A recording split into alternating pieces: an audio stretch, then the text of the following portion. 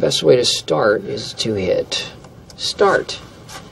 And up comes the toolbar. That's what she said. You are now listening to the Unscripted Ohio Podcast, brought to you by Buckeye Grove. For all the latest Buckeyes news, analysis, reaction, and the best Ohio State community on the entire internet, head over to BuckeyeGrove.com or follow us on Twitter at Ohio State Rivals. Without any further delay, it's time to get unscripted, broadcasting from Podcast Central, a place that is not his mother's basement. Hey, Mom! Can we get some meatloaf? We promise. Here's your host, Kyle Lamb. Hey, Mom! The meatloaf! Uh-oh. Sounds like somebody's got a case of the Mondays. Happy Monday to you all. Welcome back to the Unscripted Ohio Podcast, presented by BuckeyeGrove.com. By process of elimination, that makes me your host, Kyle Lamb. Thank you again for listening. Of course, you can catch the Unscripted Ohio Podcast every Monday and Friday on Buckeye Grove. You can also find, follow, and subscribe on SoundCloud, iTunes, Google Play, or Stitcher. And as always, I will ask you to please rate and review us so we can get higher in their algorithms. Of course, I would prefer great ratings and great comments, but, whatever is on your heart and whatever is in your mind, feel free to just chime in with your thoughts and feelings. And, of course, you can also ask your questions and give your commentary in the unscripted mail segment. Just ask a question or give a comment with the hashtag unscriptedmail and send it to me on Twitter at KYLAM8, and I will do my best to answer that on a Friday program. Hopefully this Friday. I have been shirking my duties with the unscripted mail segment, but I will get back to that this week. So coming up here in a few minutes, Kirk Barton and Ross Fulton will be along. We will dissect Ohio State's 27 to 26 win over Penn State. Had a little bit of confusion there thinking of the Cincinnati Bengals 37-36 win against Atlanta on Sunday. But we will dive into the Ohio State win. It was a big win, and I want to talk about it here for a second. But I want to look at the bigger picture because there's something that kind of irked me on Saturday night. And look, I'm not a guy that really cares too much about what the media says. I think there is a role for the media, and it's good to read what national perspectives have to say on a subject. You want to get an idea of what the nation is talking about and thinking about and feeling about when it comes to a team. So there is a place for a medium, a platform such as ESPN. And look, I'm not an anti-ESPN guy. I'm not one of those people. I know some of you are, and I don't hold it against you, and I understand it. I don't think ESPN is out to get Ohio State. I don't think there is an anti-Ohio State sentiment with most people in the media. Now, you're going to get that. Now, there is, you listened to my podcast back in August. Those of you that did, anyhow, you know that I do believe there is bias in the media. It's not just the local guys on the local beat that tend to be biased towards their own programs. There is bias the other direction with fans and media. And so I think that exists. I think there are people out there in the national media that grew up sports fans just like every single one of us. And they have their allegiances and their biases to certain teams. And sometimes that's going to show through in their work and what they're saying. It's hard to parcel and differentiate because with a school like Ohio State that's such an attention magnet, there are some publications that simply want clicks and they know anti-Ohio State news is going to get clicks. It doesn't mean they're against Ohio State. They're just feeding and, they're clamoring for that attention from their clientele. They know what's going to sell advertisements. They know what's going to draw clicks. And I think most of the time that's what happens.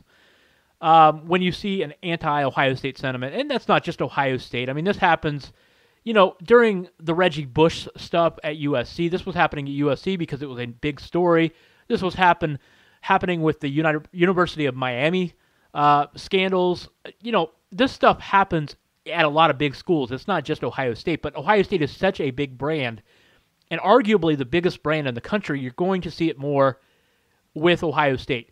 So now that I have that preface out of the way, I don't think that that ESPN has an anti-Ohio State bias, but there are some things that just irk me when there is some, what I perceive to be some favoritism and some not, maybe some not equal treatment at how some schools are given passes, more passes or bigger passes than others. And Saturday is a perfect example because, I was on Twitter debating a couple of you, saying I was downplaying the sentiment that ESPN gave Clemson this huge pass because last year, if you think back to that Friday night game at Syracuse where they lost, where Kelly Bryant got hurt in the first half. Now, they were already losing when Bryant got hurt, but Bryant goes out of the game and Syracuse winds up winning the game. Now, Clemson did fall 5 spots in the polls, okay, both in the coaches and the AP poll. I think actually in the coaches they may have fallen 6 spots, but in the AP they fell 5 spots. So they did get punished and penalized for that loss. Now, granted, Kelly Bryant did get hurt, so I think that there should be somewhat of a pass when you're attempting to rank a team, especially that late in the season, because Clemson had, although they had some close calls, they had certainly earned the benefit of the doubt because they were undefeated. And you go into a Friday night evening game against an upstart program that has nothing to lose, and your quarterback gets injured, even if you're already losing, there is, I think some common sense there that you have to give them a little bit of a pass. And look, Clemson wound up winning the rest of their games. They probably earned their way into the playoff. And some would say, well, maybe they weren't one of the 4 best teams, and that's debatable, and that's a fair argument. But I think for the most part that they earned their way into the college football playoff. Well, this year, so you think back to Saturday, they come back, Trevor Lawrence goes down in the first half with a concussion, and of course Kelly Bryant has already announced his transfer, and so now Clemson is down to their third-string quarterback. He's technically their backup quarterback now because, obviously with Kelly Bryant out of the picture, he is a second-string quarterback. So technically he's a second-string quarterback, but he started the season as the third-stringer. Clemson, to their credit, their defense stepped up in the second half. They played terribly in the first half. I've not been impressed with Clemson's defense this year. Their front line, which is, they're a dominant. I mean, you got 4 NFL guys on that defensive line. They have not been necessarily dominant at all times so far this year. But in the second half, their defensive line got tremendous pressure. Their linebackers played well. Their secondary played a lot better. And their secondary has been the biggest weak spot on that defense so far. But overall, they handled Syracuse tempo really well. They came back and won with the third-string quarterback. They won by 3. So fast forward to Saturday night, after Ohio State dispatches of Penn State 27-26. And like I said, Kirk and Ross will be along here in just a minute, and we'll get into everything about that game. I mean, there's a lot we want to talk about. Haskins, Chase Young. You can go down the list, and there are just a lot of things that obviously we need to cover with that. But I see an article on ESPN and by David Hale, and it's basically the premise of the headline and the premise of the article. Basically, we're talking about how much Ohio State and Clemson proved with these huge comeback wins on Saturday. And look, Ohio State went into a top 10 opponent's stadium, 110,000 people, whiteout conditions, one of the best atmospheres you will see in college football, and it was tremendous. Side note, I have something I want to add about that because it's a little pet peeve of mine. I'll get into the whole whiteout thing and the impact of a big game environment like this because I do think that the impact is overstated just a tad, but let me get into that in a second. But still, Ohio State went into Penn State. It was a hostile environment against a top 10 opponent. A very, very good team. That Penn State team deserves a lot of credit. Trace McSorley was a warrior. Penn State played their hearts out. They played tough. They played physical football. I was so impressed with what Penn State did. Ohio State played very poorly in the first half, but I thought Penn State should be credited for a lot of that because they just were playing so well. And I know James Franklin made some boneheaded mistakes with game management and coaching and that 4th and 5 call at the end of the game. I know that was crazy, but regardless, you have to give a lot of credit to the Penn State coaches, including James Franklin, for having Penn State ready to play. So Ohio State coming back and winning that game, especially playing as poorly as they did in the first half or as well as Penn State played in the first half, it does say a lot about the Buckeyes to win. My issue, you cannot lump Clemson, who was a 25.5-point favorite against Syracuse, in that same category, much less that same. You can't even lump Clemson in the same stratosphere for what they did on Saturday as Ohio State. Look, Ohio State, I think, did prove something on Saturday, and that doesn't mean that we know everything about this Ohio State team. They've still got to prove it. Dwayne Haskins still has to prove himself more as a pocket passer throwing downfield with pressure. Okay, for everything he did on Saturday, what he accomplished, he was only something like 11 of 27 on passes that were not screen passes. Okay, so that has got to get better against pressure. He's got to handle that better. So we still have some things we've got to learn going forward about Ohio State. And we may not learn them because Ohio State's schedule doesn't really set up very nicely for quality competition that we're going to learn a lot about them until the last 2 games of the regular season, being Michigan State and Michigan, and then if they win the Big Ten East, of course, probably Wisconsin in the Big Ten title game. So Ohio State's still a little bit of a work in progress, but we learned a lot, and I think they did prove something on the field in Happy Valley on Saturday. Clemson, however, albeit with a third-string quarterback, and don't get me wrong, I do credit them a little bit for coming back, and I also am going to go easy on the criticism because they had a third-string quarterback there in the first place for struggling. But you can't pat them on the back and say, job well done, fellas. You came back against a team that you were favored by 25 points. It doesn't work that way. You can't say we learned something about Clemson. No, we didn't learn something about Clemson because injury or no injury, they probably should not have been in that position anyhow. They were losing when Trevor Lawrence got hurt. And again, I am willing to give a little bit of a pass for that. I think everybody should. If we're trying to debate who the 4 best teams in college football are, I don't expect anybody to say right now Clemson is one of the 4 best teams in college football. I don't think they've played like it, especially with that sham Texas A&M out there who got throttled by Alabama and then came back this weekend and barely beat a terrible Arkansas team. Texas A&M won by a touchdown against Arkansas, and Arkansas is not a good football team right now. So this Clemson team, I don't think they are a top 4 team. I think in terms of eye test, I think it's Alabama, Ohio State, maybe Georgia slightly, but Georgia hasn't beat anybody. I think in terms of accomplishment and resume, you add LSU and Notre Dame into that equation. I think those are your teams right now that you should be eyeing. Penn State, looking a lot better since that opening win against Appalachian State. I don't think they're one of the 5 best teams in the country, but I do think they are a top 10 team, and I think they played like it on Saturday. But Clemson, it's fair to say, probably not playing like a top 5 team at the moment. They were passed by Ohio State on Sunday in both the coaches and AP poll, and I think that is accurate. But that ESPN article trying to act like Clemson proved something on the field on Saturday, I'm sorry. Get out of here with that weak stuff. Rejected. That doesn't work. It doesn't fly on my court. I'm not going to allow that weak stuff to go up as a shot because it just doesn't work for me. It's a terrible take. Clemson didn't prove anything. You can give them a little bit of a pass. You can say mitigating circumstances, whatever you want to argue. They were on their third-string quarterback. And I don't even know if it's fair to use that excuse, well, they're on their third-string quarterback. They're on their second quarterback. Kelly Bryant is out of the picture now. We can't treat him like he's a part of the team because he's not. So that is their second-string quarterback as far as going forward.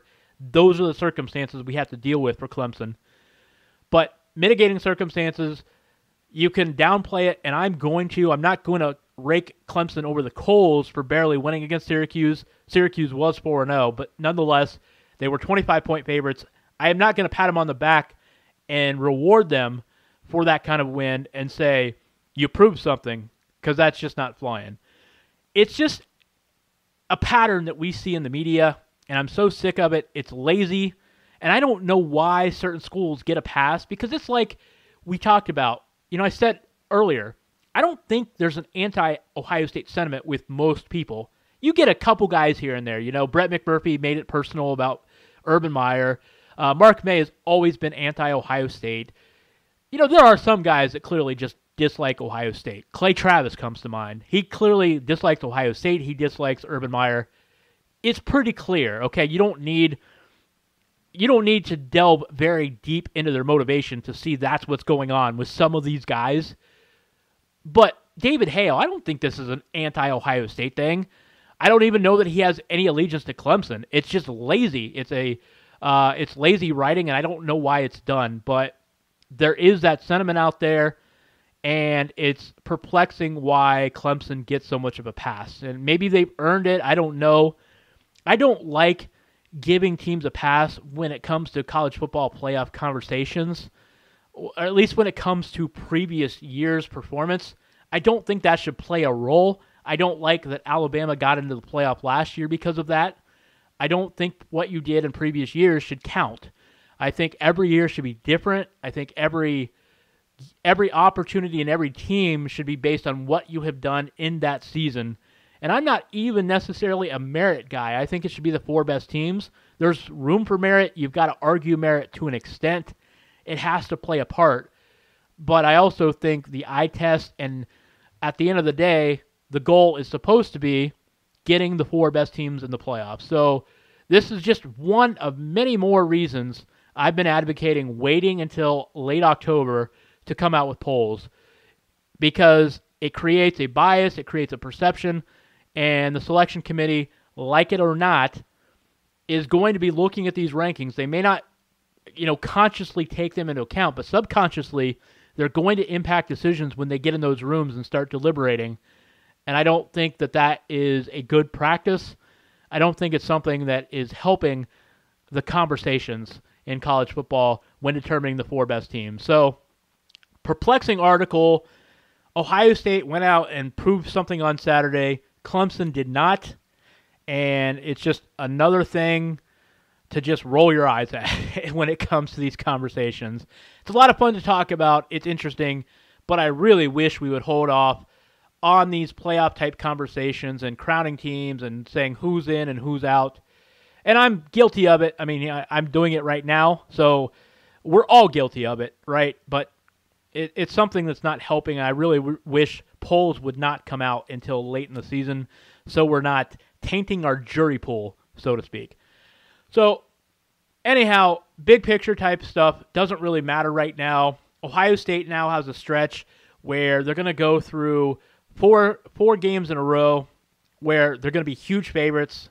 This game against Indiana, a little bit dangerous because Indiana's a decent team, and the Buckeyes are going to need to be focused, and they can't let the thrill of that big road win on Saturday night, they can't let that linger, because Indiana's a good enough team to give them fits if they're not careful. But let's get into the Ohio State-Penn State game with Kirk and Ross. Ross Fulton is here with his whiteboard to break down what the Buckeyes and their opponents are doing on the field. Can't see the whiteboard? Close your eyes and imagine really hard. It's time to go inside the X's and O's with Ross. Pain heals. Chicks dig scars. Glory lasts forever.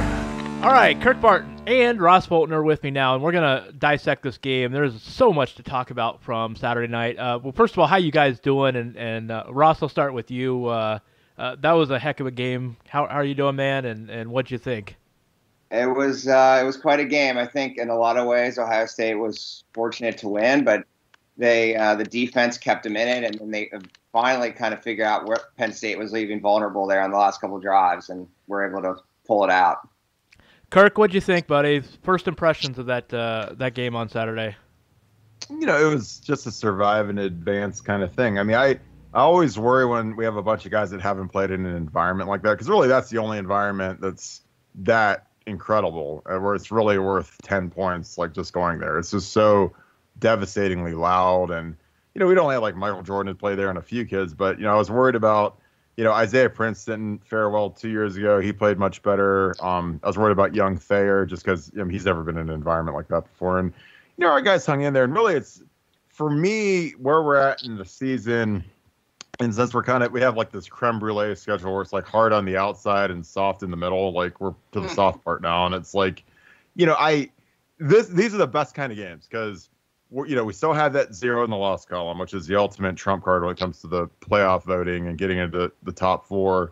But we played so bad and we had so many errors that Urban can ride these guys like Seattle slew, like it's, like from Liar Liar. I mean, seriously, this, he's like, if you guys have ever seen the 10 Commandments, like the film session and practice, he's going to be like Ramesses, and these guys are going to be like the Hebrews that are pushing the bricks for the pyramids. Like that's what it's going to look like today. So, I'm sure the paint is getting melted inside the offensive staff room right now, and we got to get better. I mean, it's we're lucky we survived that. I mean, Trace McSorley played out of his shoes, but in reality, that wasn't a great Penn State team. They had one player that was incredible, but their defense wasn't that great, and I'm just glad we survived. I don't want to rehash or reopen old wounds, but Trace McSorley is the reason that some Buckeye fans didn't give enough appreciation to JT Barrett, because you saw what McSorley did to the Ohio State defense on Saturday night. I mean, he had some soul-crushing plays with his feet and just his toughness and his leadership, and that is what JT Barrett did to opponents. I mean, we all know Barrett is not as, he's not the world's best passer. He's not as good as Dwayne Haskins passing the ball, but that added element, we saw it on Saturday. We saw what Penn State was able to do with Trace McSorley and what Ohio State was not able to do with the lack of a running quarterback to be able to pick up those 3rd and 1, 3rd and 2 type situations with the run. And Ross, I want to start with you. Trace McSorley is the reason why it is a good idea to have a quarterback that can run. That doesn't mean you run him 20 times a game, but man, I mean, McSorley was just absolutely amazing on Saturday. Yeah, I mean, Urban Meyer will say until he's blue in the face, and people give him a hard time about it, but a running quarterback is the great equalizer, just from a sheer number standpoint. When you have one guy, when you don't have a quarterback sitting there just staring at the other 10 guys trying to block 11, it makes a big difference. And Ohio State made the decision on defense that on 3rd down, they were going to play cover 1 man and spy him. And, he got a few plays with when you're man and your backs are turned, a running quarterback can beat you. But on the same token, they pretty much shut down the Penn State downfield passing game. And yeah, without a running quarterback, conversely for Ohio State, they're still a little bit of a work in progress trying to figure out how to mesh together the run game and deal with the fact that defenses are slanting like crazy against them. Kirk, we mentioned, Ross mentioned the spying, and Ohio State was spying for most of the game. I think there were a couple plays where they were not, but for the most part, they did have a spy on McSorley, and it obviously wasn't always effective. But I want you to talk about the linebackers. In your estimation, having played the game and seen linebackers close up, what do you make? I don't think anybody at this point would call Malik Harrison slow, but as a whole, Tuff Borland and the linebacking core, what's your take on the linebackers are slow argument and that sort of thing? I think it's bunk personally. I know Tuff Borland can run a really good 40, and we've seen him make plays, but I'm curious your take on this. Well, honestly, Tuff Borland's probably one of the 3 MVPs of the game last night because he forced the fumble right before half that got us on the board. Because when you go into that locker room, it's a much different feeling when you're down 13-7 getting the ball than if you're down 13-0. Having that 0 up on the board at halftime is not a good thing. But it's tough when you spy a kid like Trace McSorley when guys are pass rushing and running twists and lanes open up, and then all of a sudden, whoever it is, unless you have like Ryan Shazier or someone who's just a freak athlete, you've got 53-yard wide field you have to defend with Trace McSorley scrambling. He's just got to pick one lane, and when you're on a surface that's as bad as last night, if he gives you one move, I mean, you could easily lose your footing, and he's going to get 12 yards or 10 yards or 9 yards or, whatever. And it's, it reminded me a lot of like when I played with Troy Smith. Like if you go back to like the 2004 and 2005 Michigan games, I mean, Troy's not a burner by any stretch, but I mean, the guy saved us by making these timely scrambles where, teams would be in man-to-man, their backs are turned, and he'd take off and get 10 yards, 15 yards, 20 yards. I mean, he had a first down on, it was like, 3rd and 10 or 3rd and 15, and he stopped, and Woodley ran by him. And, those kill you on defense, because you got to stay on the field. You think you got him. And, it's just one of the things where when Urban's been at his best, he's had, Alex Smith, Tim Tebow, JT, and Dwayne, obviously is a phenomenal thrower, but that's a huge thing that we miss with the running quarterback, because those kill you on defense. Ross, you said on Twitter Saturday night that you actually thought the linebackers played well. I'm going to take it a step further, and you may have said this too, I can't remember. I actually think this may have been the best game the linebackers have played for Ohio State in, maybe a season and a half. What do you think about that? I thought overall they were very, very good, all things considering. I totally agree. I mean, they played really well. I thought Malik Harrison was all over the field. I mean, it's easy to pick out the runs where McSorley made plays, but when Harrison spied him, he rarely ever got past him. I thought they were in good position. I thought Pete Warner did a great job keeping contained. The defense saved Ohio State last night. The irony of, everyone's beat up on the defense for the past month and talked about how the offense was unstoppable. And, as the offense was going 3 and out time and again, and putting the defense in short fields, they turned the game around for Ohio State. And this is a Penn State team that had been coming in averaging 275 yards on the ground, and because of Trace McSorley's yardage, they did give up 200 yards, but they held Miles Sanders to 2.7 yards to carry. Ohio State controlled the line of scrimmage, and that segues us into the next thing I want to talk about: the arrival of Chase Young. I mean, my God. This guy, if you didn't see his final stat line, he wound up with 6 tackles, 3 solo. He had 2 sacks, 3 tackles for loss, 2 pass breakups, a couple of quarterback hurries, and there was an additional tackle for loss that got taken off the stats because of his face mask call. But Chase Young, Kirk, if this was not his arrival, then I feel really bad for future opponents, because, my God, he was a man among boys on Saturday.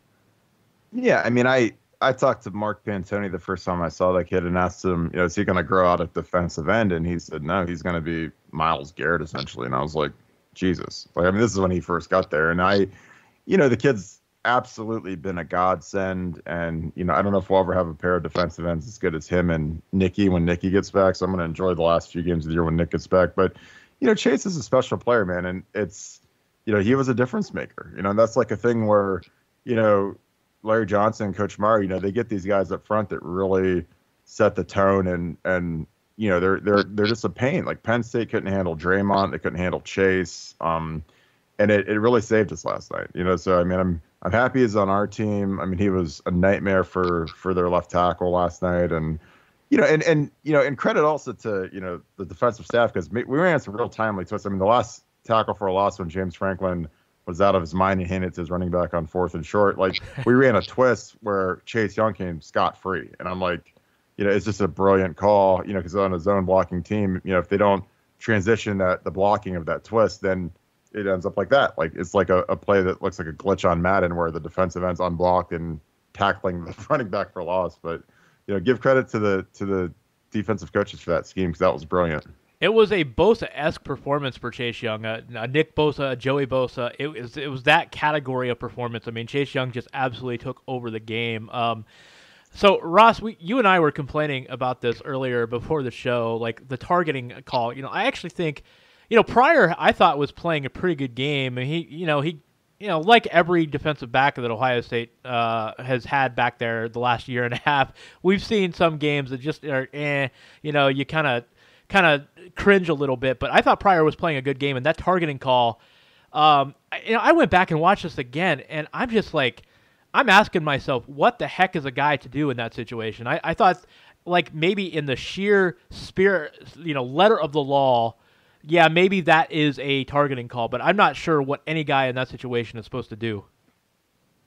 Yeah, I think that was just an outcome-driven call, but, I think that more generally, I agree on that Pryor, other than the one bad angle on Hamler's 93-yard touchdown run, played well. They flipped Fuller and Pryor. So Fuller was the boundary safety and Pryor was the field safety. And that seemed to solve some of their issues. And again, for all the cover one man Ohio State played, other than the one amazing catch by Penn State had very little downfield passing game the entire game. So the entire defensive backfield largely played pretty well and being out on islands all night.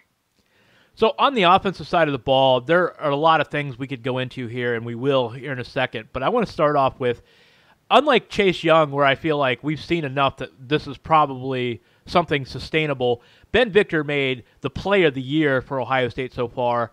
And, Kirk, the thing is, it's tantalizing because for as amazing as a play it was, and it shows how talented Ben Victor really is, we don't know if we're going to see this again and with any consistency, and that's the problem. It's like this guy is so talented, and that was such an amazing play to go up, high point the ball behind him, bring it down, juke a defender, go to the outside, then outrun 3 defenders, and then cut it back inside and go for a touchdown.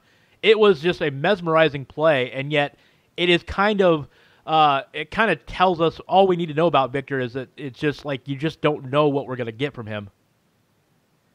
Yeah, I agree, man, because obviously, you know, that was a transcendent catch. I mean, that was like, I don't think people realize how hard and how good that was, because essentially he was pretty cold. I mean, he hadn't played a lot of snaps going into that play, and, you know, he saved Dwayne on a ball that I'm sure he'll get graded down on and film today, and it's, you know, it's amazing. And, you know, a kid like that, I hope that the light bulb comes on, you know, full time, because that kid could be a Michael Thomas 2.0 kind of kid, but he just doesn't have that eat your face Michael Thomas kind of mentality. You know, he just kind of coasts through it. And, you know, Urban is dying to play him over, you know, some of the other guys we've got at X. But, you know, if you're not going to bring it every day like a Mike Thomas does, then you're not going to get those opportunities, you know, because he's made those kinds of plays in practice, and he's, you know, destroyed some of our really good DBs the last few years in practice. But then, you know, he'll be lazy on something, or he'll do something stupid, you know, off the field or whatever. And it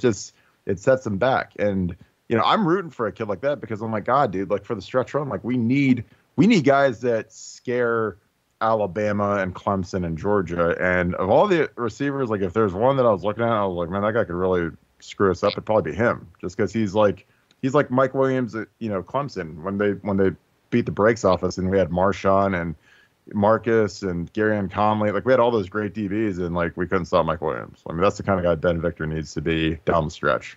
Ross, he is the type of guy that can be a difference maker for Ohio State, right? I mean, he makes the offense. He could take the offense from being really good to potentially just great. I mean, because they already have the depth of receivers. They have a number of guys that they can go to.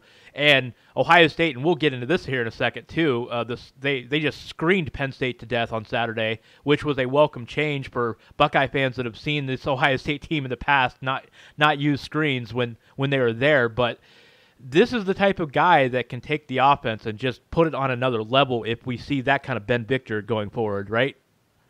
Yeah, for sure. I mean, it was dispiriting to see of all the position groups on the team, the wide receivers are by far the most experienced. So for the second, quote unquote, big game of the year, to see guys dropping balls, that was obviously threw everything off kilter for at least a half. So for someone to go up and make a play like that and then run after the catch, I mean, that basically saved the season, because it gave Ohio State enough time to score quickly and so you're not, you know, then scrambling to try to get the ball back. Okay, so Ross, I want to go back to the screen game. Buckeye fans that have lived through Ohio State games in the past have complained so often in the past about not having an adequate screen game. But in this game where Ohio State was really seeing a lot of pressure from Penn State, and I believe you said on Twitter that was kind of uncharacteristic of Penn State, the Dobbins-Weber screens, the Campbell screens, and especially in a game where Dwayne Haskins was struggling with accuracy downfield, it was really perfect timing for Ohio State to pick up that game. I want you to expand, if you would, on what Penn State was doing and why the screen game was so successful on Saturday.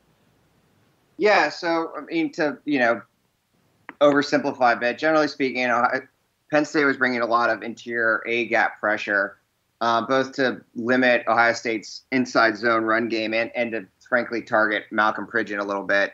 But then they were dropping into deep zones. So it was essentially a zone blitz where they were both trying to limit the inside run and take away any sort of deep throws. And so that just left the edges and, frankly, a lot of room between that blitz and then the deep dropping secondary. So once you could sort of, you know, get those guys upfield and then throw the screens, there was a lot of grass to work with. Kirk, I want you to chime in on the offensive line performance. I was, if there was one aspect of the game that I was really disappointed with, I thought it was the line. I know some of it was all the run blitzing and the pass blitzing, So it wasn't all, just normal numbers up there, 4-man rush. It was, 5, 6 guys coming sometimes. But I also thought even when Penn State wasn't blitzing, Ohio State just never really got a push up front, especially in the run game. Averages 3.2 yards a carry. And in a game like this, it's not going to cut it going forward against a Michigan or a Wisconsin, or, if they play Alabama later on in the season. They're going to have to do better, I think, than what they did on Saturday. Oh God, yeah. If we gotta see like Dexter Lawrence and Raekwon Davis, oh my God, we better get better. But yeah, I mean, Malcolm had a pretty rough game. I mean, I know that was their best player on defense, was their defensive tackle number 30, and I mean Malcolm, he was jumping around a little bit in pass pro. He wasn't real confident. You could tell by the noise, but I mean, it's like I said, it's one of those games where you're just happy that you won.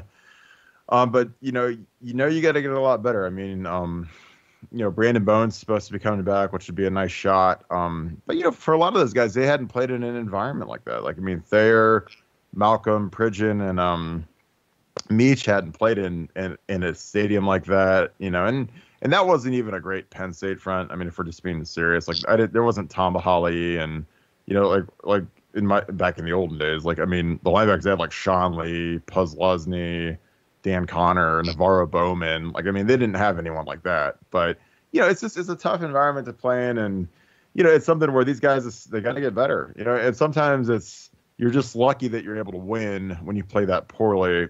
And now those guys got to start grinding to get to where they need to be. Because, frankly, it was hilarious in the game thread. Someone, like, because it always goes back to Dwayne and JT, always. And it's like someone brought up, like 31-0 enough set against Clemson. I'm like, well, I'm glad we didn't play Deshaun Watson and Clemson last night, because they'd have probably hung about 70 on us. But, I don't know. People are just a little silly sometimes when they bring up a comparison like that. I'm glad we didn't see Dexter Lawrence and Klein Farrell and those guys last night. Thank God.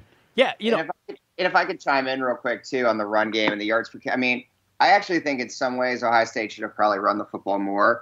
But it was, again, a situation where, like the TCU game, it took them a while to figure out what would work with the run game because, again, teams are, without the run threat from the quarterback, their base run play, tight zone read, just doesn't really work very well.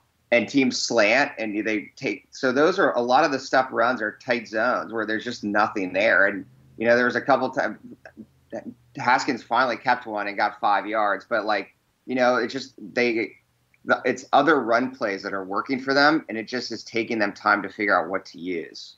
Yeah, I thought that is one of the most interesting aspects of this game is that Ohio State just completely smothered in the first half. They were not able to get anything going. They weren't blocking up front. The receivers were dropping balls. Dwayne Haskins was, overthrowing guys by 10 yards on a 8 to 10 yard route. It was a terrible first half. Ohio State had nothing going for it. Hostile environment, 110,000 people white out. Just the enormous circumstances working against Ohio State, and they somehow stuck with it and found a way to win. I thought the most impressive thing for me was Haskins was rattled in the first half. He was hit. He was inaccurate. You could tell he was visibly flustered, and yet he was able to settle down in the second half. They were able to make the plays that they made. Ross, I was really impressed with Haskins in that he wasn't impressive and still found a way to win. If there's any concern I have going forward, it's that we still maybe didn't learn, can Haskins be accurate downfield when he's under pressure? That's something that's still going to be, we're going to have to find that out over time. But other than that, I thought everything else was impressive for Ohio State to come away with this win. Yeah, I mean, he pulled himself back together. There was parts in the second quarter where it was just totally kind of falling apart for Haskins. And he wasn't setting his feet. He was bailing from the pocket before it even hit at the back of his drop. And, in the second half he pulled together. I mean, one thing to his credit, a lot of those screens were RPOs or reliefs. And he makes good decisions on those and gets the ball out quickly so that a wide receiver can make plays with it. But, as Kirk said at the beginning, it's nice to both win, and there's lots of room for improvement because there are definitely parts of that game where, I don't think anyone felt like Ohio State had much of a shot converting a third and long situation by throwing the football. Yeah, Kirk, and that's the thing that Ohio State is going to have to develop an identity, right? On those 3rd and 2 situations, if the line isn't blocking all that well, we still have to see what they're going to do in those situations, because we know in those situations it's always been JT Barrett, and that's when he takes over, and that's the play they call. But we saw last night they were struggling to figure out what do we do in 3rd and 2, 3rd and 3 situations. Yeah, and it's it was the difference in the game last night is it wouldn't have been close if we could run the quarterback a little bit, which is, we're working with Dwayne's skill set, but I mean, Trace McSorley broke our backs time and time again to the tune of 175 yards rushing, and we we missed that, and it's something that we're gonna have to figure out. But honestly, when you have a guy like J.K. Dobbins back there, I mean, we just got to feed him 15 to 20 carries and just let it happen, and let kids like Malcolm come off the ball and get some confidence and double team their down guys and beat them up a little bit. And, that's something where we can be the hammer instead of the nail as opposed to dropping back and passing. And, honestly, the screen game was excellent last night, and it really saved our bacon because JK was great on it. Paris, we have guys that can really catch it and run with it. And that's something that we need to keep using. But, I was a little disappointed we didn't run it more, just given the fact that Illinois ran for 264 yards against that Penn State defense. And, Illinois struggles. I mean, they struggled to run for 200 yards against air, let alone against the defense. And, I just wish that we would have just looked at the stats from us like, oh, maybe they're not that good. Maybe we should just pour the ball a little bit and it might work out. So from here, we have kind of, I don't want to say a break in the schedule, because I actually think this Indiana game for Ohio State is actually kind of dangerous from the standpoint they're an improved team. I know they struggled against Rutgers this past week, but they are improved, and they're a team that's you can't take lightly. And this is a kind of one of those emotional letdown games where you have a big road win, you come back home against a seemingly inferior opponent.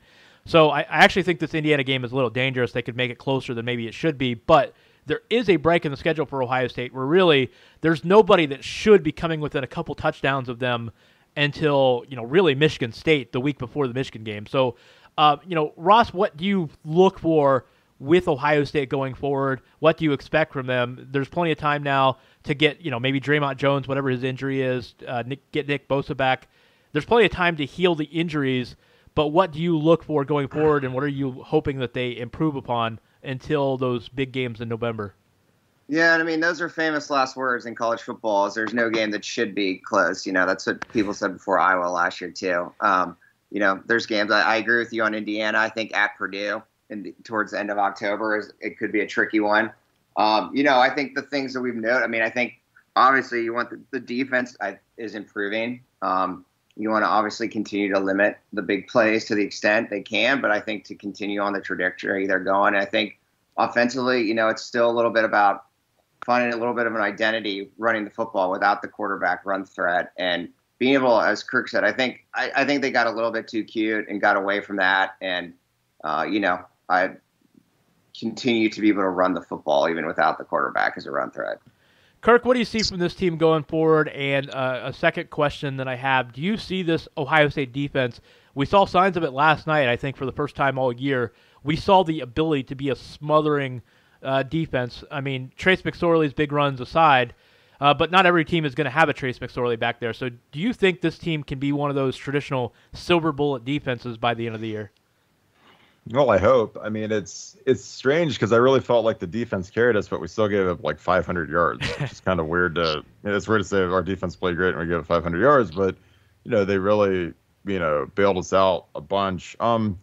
This year, it really kind of reminds me of like schedule-wise of like 06, where it was like we beat Texas and we beat Penn State, and then from there it was just a bunch of turd burgers in a row. It was like, Bowling Green and Indiana, and we beat Iowa too, like somewhere in there, but they weren't that good. And it's like we were all working towards that Michigan game where they were like, they beat Notre Dame, beat the brakes off Notre Dame at Notre Dame, and it's one of those things where these coaches and these strength coaches and these captains have to really get on these guys and be like, look, we got to angle to get on Bama's level, and we got to angle to get ready for Michigan. Like, I mean, I know because it's just not sexy getting ready for Indiana or going to like West Lafayette where there's like 28,000 people at the game, and we end up playing like garbage like we did in like 2009 and 2011. We lost 2 times in a row out there, and it's because it's just like a dead, terrible environment, and they walk up and punch us out, and we're just not ready to go. But I mean, it's just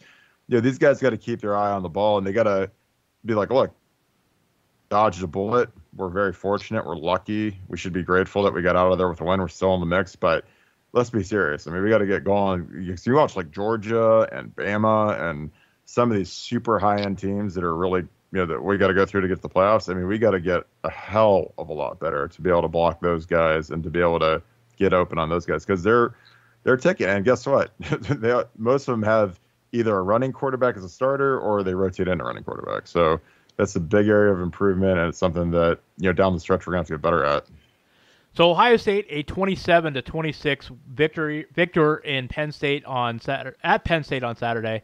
I'm sorry, and they've got Indiana coming up, as I said, on Saturday. This upcoming Saturday in the Horseshoe should be a win for Ohio State, but this is a tough Indiana team, a much improved Indiana team, so it's certainly not a game that Ohio State can afford to take lightly. Coming up on the Friday podcast, we will preview that game. And we'll also talk about a big commitment Ohio State is expected to get this evening, 6 p.m. Central Time. E.J. Liddell, a top 50 forward from Belleville, Illinois, is expected to announce Ohio State over Missouri and Illinois. So we will talk about that as well and talk about the impact of his commitment. But that is going to wrap things up for this show. You can catch Ross and Kirk on BuckeyeGrove.com. Kirk is on Twitter at Kirk_Barton and Ross at Ross R. Fulton. Guys, I appreciate this. Was a lot of fun. Thanks for doing this again. And, of course, we will talk to you guys next week. Happy to do it. Thanks, guys. Thank you, man. I also want to mention that the parody account on Twitter of me sucks, and it's really not funny. It was disappointing. So throw that out there. Yeah, make sure you're following the actual Kirk Barton at Kirk_Barton. My parody account, I don't mind if someone makes fun of me, but at least be funny about it, man. 'Cause this is it's just I mean, man, it's just so bad. If someone was creative and funny, I'd give them props, but it's just Jesus, man. Get your talent level up. Raise your game, for God's sake. That is going to wrap things up for the podcast. Thanks for giving us a listen. Of course, you can catch the podcast every Monday and Friday on BuckeyeGrove.com. You can find, follow, and subscribe on iTunes, Google Play, SoundCloud, and Stitcher, and please rate and review. That is going to wrap things up. As I said, we'll be back on Friday to preview Indiana and also talk a little basketball as well. Thanks, everybody, for listening. Have a great week, and go Bucks. You can get new episodes of Unscripted Ohio on Mondays and Fridays exclusively at BuckeyeGrove.com or anytime on SoundCloud, iTunes, Google Play, or Stitcher. Be sure to subscribe to stay up to date on all things Ohio State.